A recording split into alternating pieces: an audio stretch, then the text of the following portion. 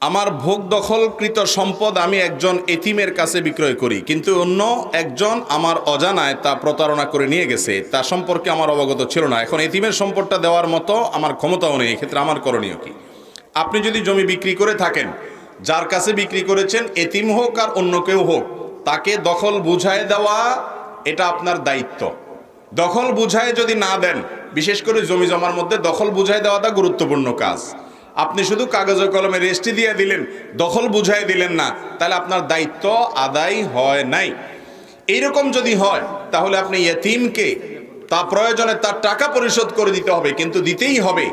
অনেক লোক আছে এই ক্ষেত্রে দায়িত্বহীনতার পরিচয় দেয়। ইয়েতিমের বিষয়টা খুব ডেঞ্জারাস, খুব ভয়াবহ। ইয়েতিমের সম্পদ খাওয়া মানে হলো পেটের মধ্যে সরাসরি জাহান্নামের আগুন প্রবেশ করানো। বিধায় দখলদারিত্ব বুঝায় দিতে যদি আপনি ত্রুটি করেন, তাহলে আপনাকে দখলদারিত্ব বুঝায় দেওয়ার জন্য না দেওয়ার কারণে যে অন্যজন দখলে নিয়ে গেছে, এখন দায়িত্ব আপনাকে নিতে হবে। প্রয়োজনে তার টাকা পরিশোধ করবেন, কিংবা দখল আপনি আদায় করে বুঝাই দিবেন। আর যদি আপনি তাকে দখল দিয়েছেন কিন্তু সে দখল ধরে রাখতে পারে নাই, তাহলে এখানে আইনত আপনার উপরে দায় আসবে না।